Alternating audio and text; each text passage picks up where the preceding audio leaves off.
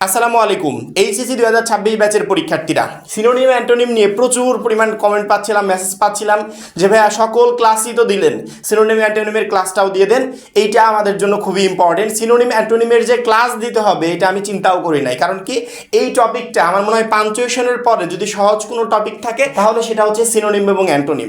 এটার জন্য আহামরি তোমাকে কষ্ট করতে হবে না। তুমি কোশ্চিন দেখলে আমার মনে হয় একটা শিক্ষার্থী যদি সিনোনিম অ্যান্টোনিমের প্রিপারেশন না নিয়েও পরীক্ষার হলে যায়, তারপরেও সে অর্ধেক প্রশ্নের অ্যান্সার একদম ইজিলি করতে পারবে, কারণ কি এই টপিকগুলো একদমই সহজ। আমি ভিডিওটা বেশি বড় না করে যদি শর্টকাট আকারে বোঝাই তাহলে তোমরা সহজে বিষয়টা বুঝতে পারবে, এবং এই লং ভিডিওটা তোমাকে লাস্ট মোমেন্টে এসে দেখতেও হবে না। একদম অল্প সময়ে সিনোনিম অ্যান্টোনিমের টোটাল টপিকগুলো তুমি ক্লিয়ার হতে পারবে। তার আগে প্রত্যেকটা শিক্ষার্থীকে বলি, শেষ মুহূর্তকে টার্গেট করে ইতিমধ্যে আমরা কিন্তু শর্টকাট আকারে আমাদের সকল সাবজেক্টের সাজেশন প্লাস অন্যান্য সকল পিডিএফ আপলোড করে দিয়েছি মাত্র 250 টাকা। যারা এখনো আমাদের শেষ মুহূর্তের চূড়ান্ত সাজেশন কোর্সে যুক্ত হওনি, দ্রুত করো। পরীক্ষার আগ মুহূর্তে আমাদের কোর্সে যুক্ত হলেই পেয়ে যাচ্ছ সকল সাবজেক্টের একদম শর্টকাট সাজেশন, সকল গ্রুপের পিডিএফ আকারে, বিগত বছরগুলোর বোর্ড এমসিকিউ উত্তর সহ পিডিএফ আকারে, প্রত্যেকটা সাবজেক্টের প্রত্যেকটা চ্যাপ্টারের চ্যাপ্টার ওয়াইজ জ্ঞানমূলক অনুধাবনমূলক প্রশ্নোত্তর সকল গ্রুপের পিডিএফ আকারে, লিখিত অংশের একদম শর্টকাট টেকনিক পিডিএফ আকারে, ইংরেজি গ্রামার অংশের শর্টকাট টেকনিক পিডিএফ আকারে, পড়াশোনার দুর্দান্ত সব গাইডলাইন ইংরেজি এবং আইসিটির দুর্দান্ত সব রেকর্ডেড ক্লাস, সেই সাথে পরীক্ষা শেষ হওয়া পর্যন্ত ফুল সাপোর্ট, সবকিছু থাকছে আমাদের মাত্র 250 টাকার কোর্সে। আমাদের কোর্সে যুক্ত হতে স্ক্রিনে দেওয়া নম্বরে 250 টাকা কোর্স ফি পাঠিয়ে এই নম্বরে হোয়াটসঅ্যাপে আমাকে জানাবে, সাথে সাথে তোমাকে কোর্সে যুক্ত করে নিব। তখন থেকে শুরু হবে তোমার A+ প্রস্তুতি। সিনোনিম অ্যান্টোনিম একদমই ইজি, জাস্ট এই দুইটা ওয়ার্ডের আগে মিনিংটা জানো। সিনোনিম মানে কি? সিনোনিম মানে হচ্ছে সমার্থক শব্দ বা একই অর্থ বহন করে এরকম শব্দ, অথবা কাছাকাছি অর্থ বহন করে এরকম একটা শব্দ। যদি পরীক্ষার হলে আমাকে বলে যে এই ওয়ার্ডের সিনোনিম করো, তাহলে আমাকে বুঝতে হবে যে এই ওয়ার্ডটার যে অর্থটা বহন করছে এইরকমই সিমিলার কাইন্ডের আরেকটা ওয়ার্ড আমাকে ইউজ করতে হবে এর উত্তর হিসেবে, যেটার অর্থ এই ওয়ার্ডের সাথে মিল খাবে। অর্থাৎ একই ওয়ার্ড না, আলাদা একটা ওয়ার্ড ইউজ করব। কারণ কি তোমরা জানো যে একই অর্থ বহন করে এরকম ওয়ার্ড অনেক আছে না, প্রত্যেকটা ওয়ার্ডেরই সিমিলার কোয়ালিটির ওয়ার্ড আছে। সেক্ষেত্রে আমার প্রশ্নে যদি একটা ওয়ার্ড দেওয়া থাকে তাহলে আমি ওই সিমিলার অর্থ বহন করে ওই ওয়ার্ডটা যদি সিনোনিম লেখে তাহলে ওইখানে ইউজ করব, আর যদি বলে অ্যান্টোনিম তাহলে বিপরীত শব্দটা ইউজ করব। অর্থাৎ সিনোনিম অর্থ হচ্ছে সমার্থক শব্দ বা কাছাকাছি অর্থ বহন করে এরকম একটা শব্দ, আর অ্যান্টোনিম অর্থ হচ্ছে বিপরীত শব্দ। পরীক্ষার হলে যদি সিনোনিম করতে বলে তাহলে সিমিলার অর্থ বহন করে এরকম ওয়ার্ড উত্তর হবে, ওকে। আর যদি অ্যান্টোনিম করতে বলে তাহলে যেই ওয়ার্ডটা দেওয়া থাকবে ওই ওয়ার্ডের বিপরীত অর্থ বহন করে এরকম একটা ওয়ার্ড আমাকে করতে হবে। এবং পার্টস অফ স্পিচ খেয়াল রাখবে যে আমার প্রশ্নে সিনোনিমে, অর্থাৎ আমাকে যেই প্রশ্নটা দেওয়া হয়েছে এটা সিনোনিম হোক বা অ্যান্টোনিম হোক, প্রশ্নের ওই ওয়ার্ডটা যেই পার্টস অফ স্পিচ হবে আমার উত্তরেও সেই ওয়ার্ডটাও ওই একই পার্টস অফ স্পিচ হবে। অর্থাৎ প্রশ্নটা যদি আমার নাউন হয় তাহলে উত্তরটাও আমার নাউন হবে, প্রশ্নটা যদি অ্যাডজেক্টিভ হয় উত্তরটাও অ্যাডজেক্টিভ হবে, যদি প্রশ্ন অ্যাডভার্ব হয় তাহলে উত্তরটাও অ্যাডভার্ব হবে। এই বিষয়গুলো সিনোনিম অ্যান্টোনিম করার সময় খেয়াল রাখবে। যখন তোমার পরীক্ষার হলে প্রশ্ন আসলো, আমি একটা বোর্ড প্রশ্ন নিয়েছি যাতে তোমরা সহজে বুঝতে পারো। যখন তোমার পরীক্ষার হলে প্রশ্ন আসলো তখন এভাবে সুন্দর করে বলা থাকবে, প্রত্যেকটা ওয়ার্ডের পরে এভাবে অ্যান্টোনিম করতে হবে নাকি সিনোনিম করতে হবে এইটা দেওয়া থাকবে, প্রত্যেকটা ওয়ার্ডের পরে দেওয়া থাকবে। ওইটা দেখে তুমি বুঝতে পারবে যে এটার সমার্থক শব্দ বা কাছাকাছি অর্থ বহন করে এই ওয়ার্ডটা লিখবো নাকি বিপরীত অর্থ বহন করে এই ওয়ার্ডটা লিখবো। যখনই পরীক্ষার হলে তোমাকে প্রশ্ন আসছে আমি কিন্তু তোমাকে বেসিক মানে ওই প্রথম থেকে একবারে A to Z বোঝাচ্ছি না, কারণ কি লাস্ট মোমেন্টে তোমার হাতে অত টাইম নাই অত রুলস পড়ার মতো। আমি জাস্ট পরীক্ষার হলে কিভাবে অ্যাপ্লাই করবে সেটা শিখিয়ে দিচ্ছি, যাতে কালকে যখন পরীক্ষার হলে তোমার এই সিনোনিম অ্যান্টোনিমের কোশ্চেনগুলো তোমার সামনে আসবে তুমি সহজে অ্যান্সার করতে পারো। এইভাবে তোমাকে একটা কোশ্চেন দিবে। আমি কুমিল্লা বোর্ড 2025 সালের প্রশ্নটা নিয়েছি, এই প্রশ্নটা দিয়ে আমি বোঝাবো যে তোমাদেরকে পরীক্ষার হলে কিভাবে অ্যান্সার করতে হবে। এইভাবে তোমাদেরকে কোশ্চেন দিবে, প্রত্যেকটা ওয়ার্ডের পরে এভাবে লেখা থাকবে যে এটা অ্যান্টোনিম করতে হবে নাকি সিনোনিম করতে হবে। যদি অ্যান্টোনিম লেখা থাকে তাহলে বুঝবে এখানে কিন্তু এক নম্বরে আছে সিনসিয়ারিটি, যদি অ্যান্টোনিম লেখা থাকে তাহলে বুঝবে এই সিনসিয়ারিটির বিপরীত অর্থ লিখতে হবে, অর্থাৎ বিপরীত অর্থ বহন করে এরকম একটা শব্দ লিখতে হবে। এখানে 2 নম্বরে আছে হচ্ছে সাকসেস, এটা করতে বলেছে কি অ্যান্টোনিম। অ্যান্টোনিম মানে এই সাকসেসের বিপরীত অর্থ বহন করে এরকম একটা ওয়ার্ড আমাকে ইউজ করতে হবে।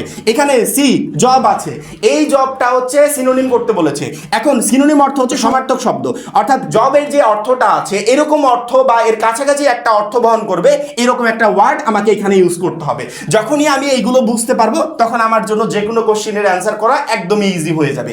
সিনোনিম অ্যান্টোনিম করার প্রথম মজা হচ্ছে কোনো শিক্ষার্থী যে ওয়ার্ডটা প্রশ্নে আছে, যে যদি এই ওয়ার্ডের জাস্ট বাংলা অর্থটা যদি বের করতে পারে যে এই ওয়ার্ডের বাংলাটা কি হবে, তার কাছে প্রশ্নটা কঠিন মনে হবে না। অর্থাৎ তুমি যদি জাস্ট বাংলা অর্থটা বের করতে পারো, তোমার কাছে পরবর্তী প্রশ্নের অ্যান্সার করা একদমই ইজি হয়ে যাবে। কারণ কি, বাংলা অর্থটা বের করতে পারলে এর বিপরীত অর্থ কি হবে বা এর সমার্থক অর্থ বা একই অর্থ বহন করে এরকম একটা ওয়ার্ড কি হবে আমি ইজিলি বুঝতে পারবো।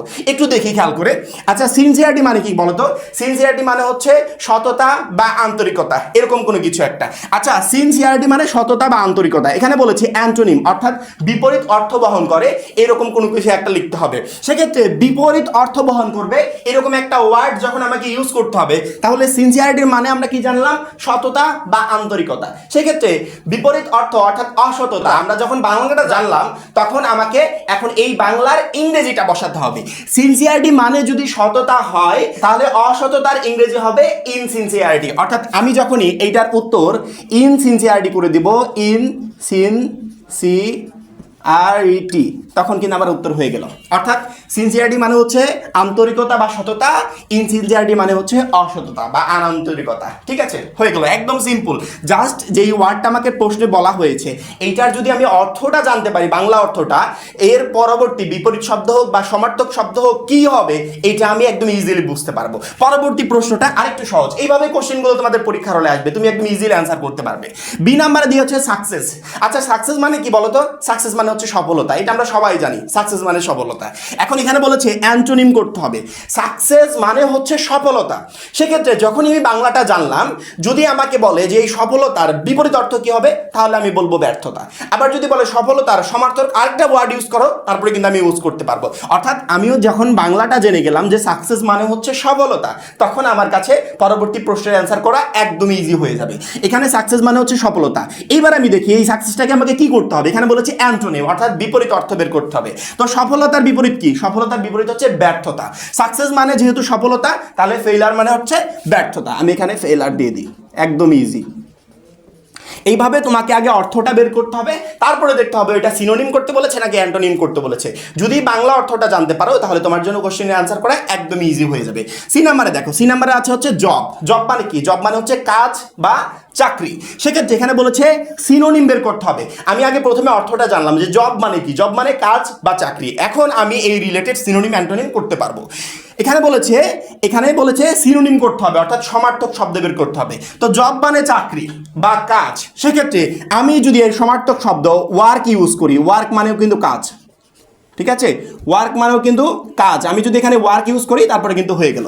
জব মানেও কাজ বা চাকরি, ওয়ার্ক মানেও কাজ। সিনোনিম মানে আমরা কি জানি যে সমার্থক শব্দ, অর্থাৎ সমার্থক শব্দ হবে একই অর্থ বহন করবে এরকম একটা শব্দ হতে হবে, অথবা কাছাকাছি অর্থের হতে হবে। যে একই অর্থ বহন করলো না, কিন্তু কাছাকাছি গেল, যে একই কোয়ালিটির অর্থ বহন করছে, কাছাকাছি চলে গেছে, তাহলে কিন্তু আমরা সেটা ইউজ করতে পারবো। যে জব মানে কাজ বা চাকরি, ওয়ার্ক মানে হচ্ছে কাজ। সেক্ষেত্রে আমরা সহজে এটা করতে পারছি। ডি নাম্বারে আছে হচ্ছে গ্রেট। গ্রেট মানে কি? গ্রেট মানে হচ্ছে মহান বা বড়। গ্রেট মানে যেহেতু মহান বা বড়, আমি বাংলা অর্থটা জানলাম যে গ্রেট মানে মহান বা বড়। এখন আমাকে বলেছে অ্যান্টোনিমের বিপরীত অর্থ বের করার জন্য। গ্রেট মানে মহান বা বড়। আমি যদি এখানে এর অ্যান্টোনিম বিপরীত অর্থ মহান বা বড়, বড়র বিপরীত অর্থ কি? বড়র বিপরীত অর্থ হচ্ছে ছোট বা ক্ষুদ্র। সেক্ষেত্রে আমি এই গ্রেডের পরিবর্তে এখানে যদি আমি স্মল ইউজ করি, তাহলে কিন্তু হয়ে যাবে। আবার আমি যদি লিটল ইউজ করি, তাহলে কিন্তু হয়ে যাবে। অর্থাৎ যখনই গ্রেডের অর্থটা জানলাম, গ্রেড মানে মহান বা বড়, সেক্ষেত্রে আমি গ্রেডের পরিবর্তে অ্যান্টোনিম অর্থাৎ বিপরীত অর্থ বলেছে, সেক্ষেত্রে আমি স্মল বা লিটল ইউজ করলাম, হয়ে গেল। যে কোনো একটা ওয়ার্ড তোমরা ইউজ করবে পরীক্ষার হলে। এর পরবর্তী ই নাম্বার অর্থাৎ 5 নাম্বার। এখানে বলেছে বিকজ। বিকজ মানে কি? বিকজ মানে হচ্ছে কারণ বা যেহেতু। আমি বাংলা অর্থটা জানলাম যে বিকজ মানে কারণ বা যেহেতু। এখন বলেছি সিনোনিম মানে সমার্থক, একই অর্থ বহন করে এরকম ওয়ার্ড ইউজ করতে হবে। তাহলে বিকজ মানে কারণ বা যেহেতু। এখন আমাকে খুঁজতে হবে আরো কি ওয়ার্ড আছে যেটার মানেও কারণ বা যেহেতু। বিকজ মানে কারণ বা যেহেতু, আরো ওয়ার্ড আছে আমরা বিভিন্ন বাক্যে এটা মানে অহরহ ব্যবহার করে থাকি। সেক্ষেত্রে আমি যদি এখানে লিখি সিন্স মানেও হচ্ছে যেহেতু। আবার আমি যদি লিখি অ্যাজ মানে হচ্ছে যেহেতু। এর যে কোনো একটা ওয়ার্ড তোমরা পরীক্ষার হলে ব্যবহার করবে, দুইটাই ব্যবহার করবে না, আমি জাস্ট একাধিক বলে দিচ্ছি। যে কোনো একটা ওয়ার্ড পরীক্ষার হলে ব্যবহার করবে। এর পরবর্তীতে এফ নাম্বারে আছে হচ্ছে নো। নো মানে কি? একদম ইজি, এটা আমরা অনেক আগে থেকে জানি। নো মানে হচ্ছে জানা, ঠিক আছে, নো মানে জানা, আমি আগে বাংলা অর্থটা বের করলাম যে নো মানে জানা। এখন যদি বিপরীত অর্থ বলে তাও পারবো, আবার যদি সিমিলার কোয়ালিটির অর্থ বলে তাও আমি পারবো। নো মানে হচ্ছে জানা, এবার বলেছে সিনোনিম করতে হবে, অর্থাৎ সমার্থক শব্দ বা একই অর্থ বহন করে এরকম একটা ওয়ার্ড ইউজ করতে হবে। তো নো মানে যেহেতু জানা বা বোঝা, সেক্ষেত্রে আমি যদি এখানে আন্ডারস্ট্যান্ড দিয়ে দিই তারপরে কিন্তু হয়ে গেল। ঠিক আছে, আন্ডারস্ট্যান্ড। নো মানে জানা বা বোঝা, আন্ডারস্ট্যান্ড মানে হচ্ছে জানা বা বোঝা। এখানে আমি আন্ডারস্ট্যান্ড দিয়ে দিলে এই সিনোনিম, অর্থাৎ একই অর্থ বহন করে বা কাছাকাছি অর্থ বহন করে এরকম একটা ওয়ার্ড কিন্তু একদম ইজিলি হয়ে গেল।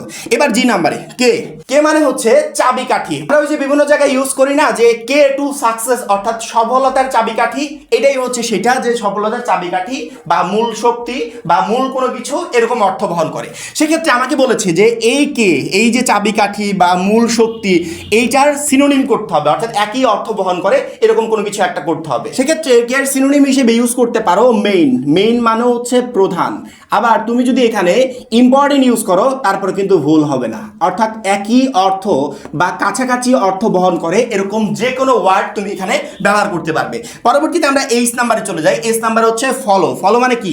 অনুসরণ করা। এবার আমাকে প্রশ্ন বলেছে যে এটার অ্যান্টোনিম করতে হবে, অর্থাৎ অনুসরণ করার বিপরীত অর্থ এখানে লিখতে হবে। সেক্ষেত্রে বিপরীত অর্থ আমি যদি অনুসরণ করার বিপরীতটা বাংলাতেই বের করি তাহলে হচ্ছে অমান্য করা বা এড়িয়ে চলা। ঠিক আছে, অমান্য করা বা এড়িয়ে চলা। যেহেতু ফলো মানে হচ্ছে অনুসরণ করা, তাহলে যখনই আমি অমান্য করা বা অগ্রাহ্য করা বা এড়িয়ে চলা এরকম কোনো কিছু ব্যবহার করব, সেক্ষেত্রে আমি এখানে ব্যবহার করতে পারি ইগনোর। ঠিক আছে, ইগনোর। ইগনোর মানে হচ্ছে অমান্য করা বা এড়িয়ে চলা বা অগ্রাহ্য করা এরকম কোনো কিছু একটা, অর্থাৎ ফলোর অ্যান্টোনিম করতে পারি ইগনোর। সেক্ষেত্রে তারপরে আই নাম্বারে দেখো রুলস। রুলস মানে কি? নিয়ম, আইন কানুন এরকম। ঠিক আছে, এখন বাংলা অর্থটা আমি যখনই জানলাম, এখন যদি আমাকে সিনোনিম বা অ্যান্টোনিম যে কোনো একটা বলে আমি করতে পারবো, কারণ কি আমি জানি রুলস মানে কি। এখন এখানে বলেছে সিনোনিম, তার মানে কি?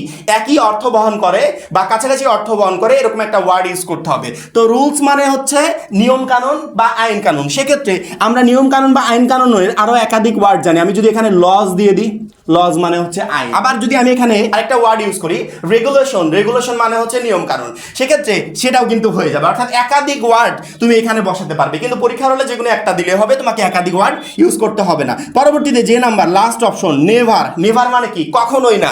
এখানে অ্যান্টোনিম বলা হয়েছে, অর্থাৎ নেভার মানে কখনোই না। যখন আমি বাংলা অর্থটা জানলাম তখন সিনোনিম হোক বা অ্যান্টোনিম হোক আমি ইজিলি অ্যান্সার করতে পারবো।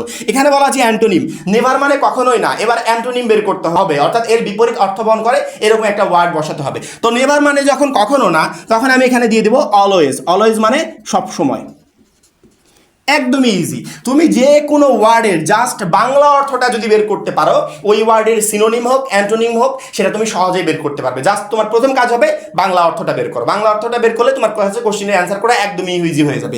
পাঞ্চুয়েশনের পরে সহজ কোনো কিছু থাকলে সেটা হচ্ছে সিনোনিম অ্যান্টোনিম। সিনোনিম মানে জাস্ট মাথায় রাখবে যে সমার্থক শব্দ, পরীক্ষার প্রশ্নে যদি বলে সিনোনিম করো তাহলে সমার্থক শব্দটা ইউজ করতে হবে, অথবা একই অর্থ বহন করে বা কাছাকাছি অর্থ বহন করে এরকম যে কোনো ওয়ার্ড তুমি ইউজ করতে পারো। সেক্ষেত্রে তুমি যে ওয়ার্ডটা ইউজ করেছো তোমার আরেকটা ফ্রেন্ডের সাথে সেই ওয়ার্ড না মিলতে পারে, ও আরেকটা ওয়ার্ড ইউজ করুক, যে এই ওয়ার্ডটা ইউজ করুক না কেন, ওই ওয়ার্ড যদি সিনোনিম যদি বলে, সেক্ষেত্রে যেই ওয়ার্ডটা প্রশ্নে আছে এটার সাথে যদি অর্থটা মিল খায় সেক্ষেত্রে ওইটা উত্তর হয়ে যাবে। এক একজন এক একটা ইউজ করলেও উত্তর হয়ে যাবে। আবার যদি বলে প্রশ্নে যে অ্যান্টোনিম বিপরীত অর্থ ইউজ করো, বিপরীত অর্থ শুধুমাত্র একটা না একাধিক হতে পারে। তুমি একটা ইউজ করেছো, তোমার ফ্রেন্ড আরেকটা ইউজ করেছে, তার মানে এই নয় যে দুইজনের উত্তর মেলা নাই মানে ভুল যাবে না।